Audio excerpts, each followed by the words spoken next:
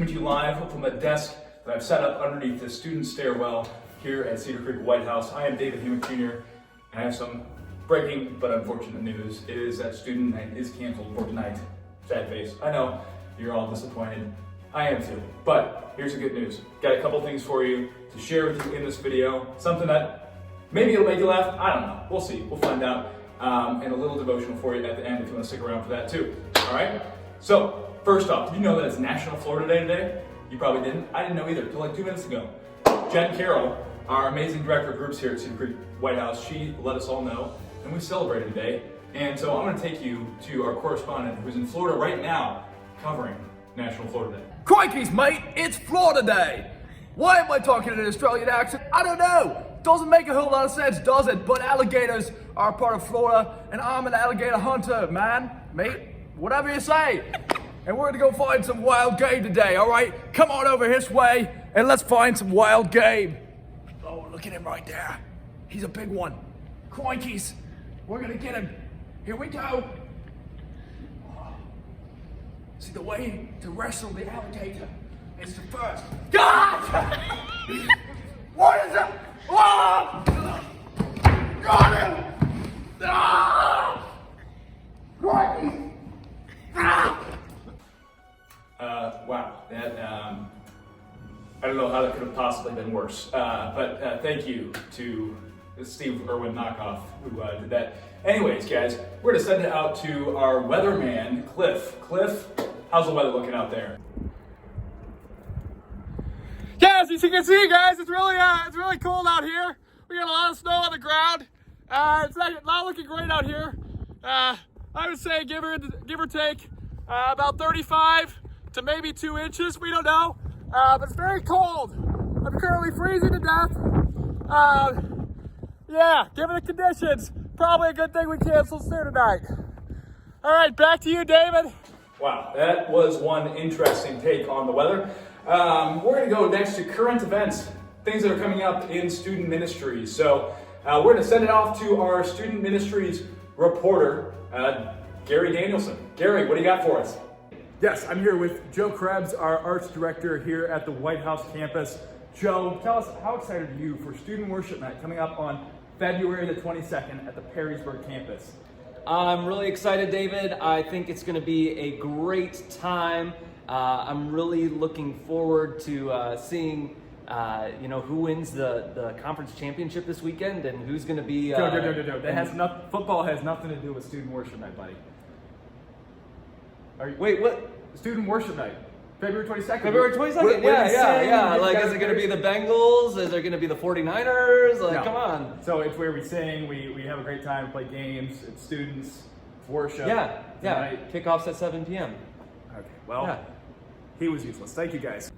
Well, after that terrible interview, I am here to find a better interviewer.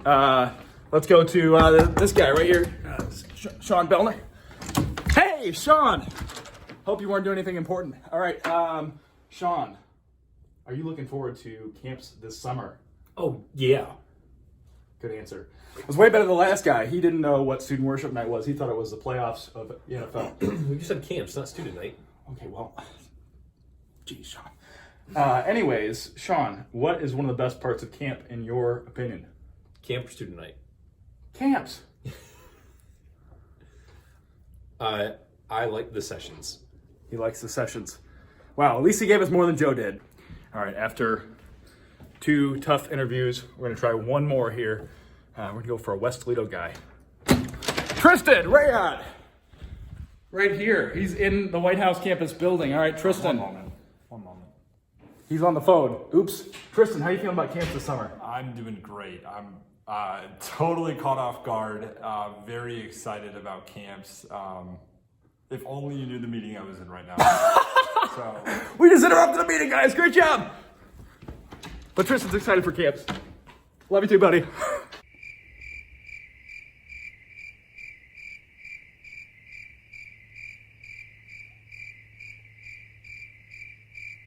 All right, guys, we're gonna do one last attempt at an interview. Hopefully it's better than the last 3. We are gonna be interviewing what would have been tonight's guest speaker, Christine Boyle, our kids director. Christine! Oh, Hey, Christine, how are David, you? what's up? Christine, I know you were super excited to teach tonight, Yeah, I was. which is a real bummer. Is there a verdict? Christine, how would you like to come back in 2 weeks and teach to us? I would love to come back in 2 weeks and teach to you. Great. Well, Christine will be back on February the 8th Yeah, to teach the high school. That'll be a lot of fun. deal. That'll be fun. And yeah, all right, back to you. Wow, there sure is a lot of exciting things coming up here at Cedar Creek Students. We're looking forward to seeing you guys again next week. High school students Todd Stainfield will be here February 1st to teach to you guys. I'm excited to have him, and we got lots more coming up this semester. But last but certainly not least, we're going to send it to another little segment, the most important, I would say. We're going to do a little devotional here. Well, if that was the cringiest thing you've seen all day, you're welcome. But anyways, I really do want to share with you just for a minute about this passage that we've been looking at over and over again throughout January here. It's from Matthew 22. Jesus was asked by a religious expert, he was asked, what's the greatest commandment? Of all God's commandments, what's the greatest? Jesus said then in verse 37, love the Lord your God with all your heart, all your soul, with all your mind. It's the first and greatest commandment. The second is equally like it. He says, love your neighbor as yourself. All the law and all the prophets hang on these two commandments. So first, we got to love God. We have to receive the love that he's given us and follow him by loving him in return. How do we love God? We love him by obeying what he said, putting him as the authority in our life, even though sometimes it's uncomfortable. Even though sometimes that means we're going to have to say no to things that we would want to do, say yes to things that maybe we don't want to do. He's calling us to obey him. And that's part of what loving God looks like. Jesus was obedient to God the Father, and we need to be obedient to him as well. Loving our neighbor as ourselves, what does this look like? In fact, there was a guy that Luke records in Luke 10. He records that this guy came up and asked him, like, well, who's my neighbor? Like, do I have a neighbor? Or is it just, the people who are like me? And Jesus told him a story to kind of answer his question. In Luke 10:30, it says, Jesus replied, a man was going down from Jerusalem to Jericho, where he was attacked by robbers. They stripped him of his clothes, they beat him, and went away, leaving him half dead. So a priest came by, and he happened to be going down the same road, and when he saw the man, he passed by on the other side. So the guy who was a religious leader, supposed to be one of the good guys, right? He goes on the other side, he ignores this guy. Then a Levite, another big religious figure, he came to the place and he saw him. And then he passed on the other side as well.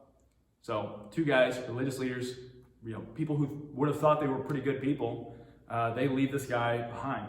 But it says then, a Samaritan came by, and as he traveled, he came where the man was, and when he saw him, he took pity on him. He went to him, he bandaged his wounds, pouring on oil and wine. And then he put the man on his own donkey. He brought the man and put him in an inn and took care of him. The next day, he took out some money, gave it to the innkeeper, and said, look after him.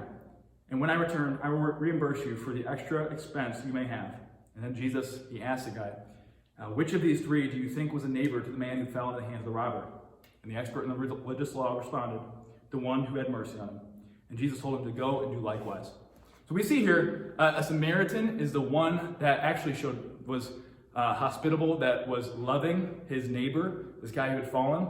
The Samaritans weren't people that would have been considered the good guys. They were considered bad guys. They were considered like half-breed Jews, right? And so the people listening to the story, they wouldn't have liked that Jesus made the Samaritan the hero. But this Samaritan, he shows love to his neighbor. He loved somebody even though he was different from him. And he was a true neighbor to this man who was hurt. And so for us, in our context today, there's going to be people who are different from us. There's going to be people we don't like. There's going to be people that we don't get along with. Even those people are the people that we need to be neighbors to. Even those people are our neighbors, and we need to show love to them because Jesus first showed love to us.